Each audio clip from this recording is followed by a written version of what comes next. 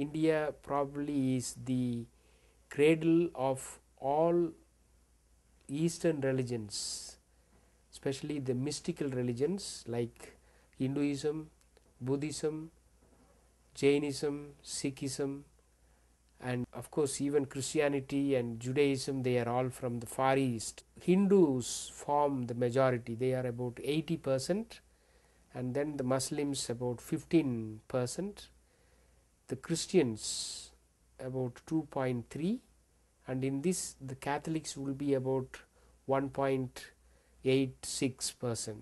My parents were good Catholics, and then they brought me up in good faith, and every day evening I would be going to churches. And in fact, maybe I was too pious when I was a young kid, and they called me at the time itself in Tamil Samiyar, means priest.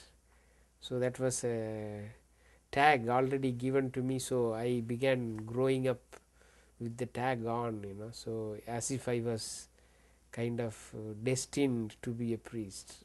So the first missionaries came from Sri Lanka in 1968 on July 1st. Two missionaries, Tamil speaking, from Jaffna. At the time there was only one province in Sri Lanka, Colombo province. So they were sent on the request of the Madras Mylapore Archbishop Arulappa. So they landed in Tamil Nadu in Kanchipuram, and they immediately started looking for the foundational missions. So the archdiocese offered some of the central places, but they opted to work on the periphery of the missions as our charism demands. So that is something very basic to our charism, and that fundamental options that we have lived even until today. The missions that we take even now are almost on the periphery, the poorest missions where the diocesan priests will not go, and the bishop may not find priests to get there. So that's the type of options that we make.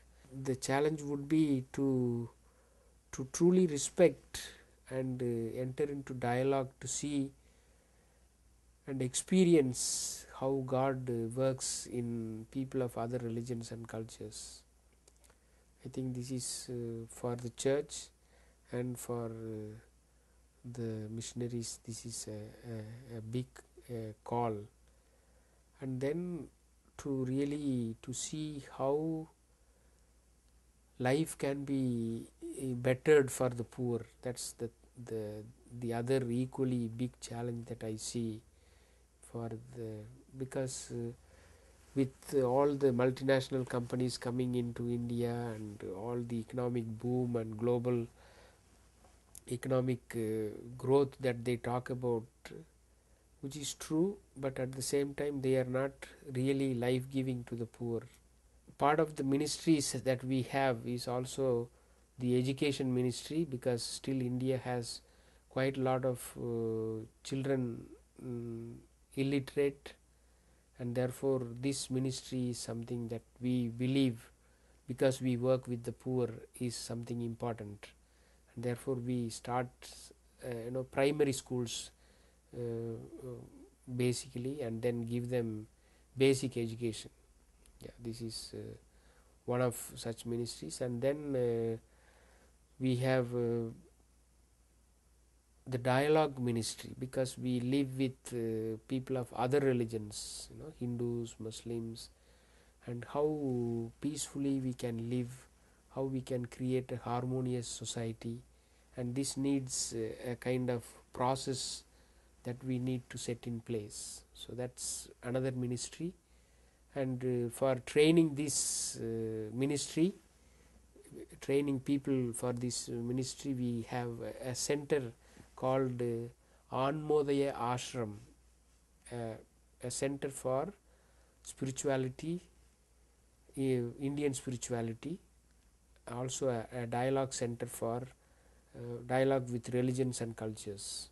The hopes for the province range from in our missions and ministries that we get deepened, especially in our commitment to the poor, and that we have defined plans for defined target groups so that we are able to achieve them, so that purpose driven life I want for the mission of the province. And then when you take the whole formation sector, we like to see that our men get fully, not only given inputs about formation, but then they get a life experience from the missions, that people in the mission are living the charism that we are teaching in the formation.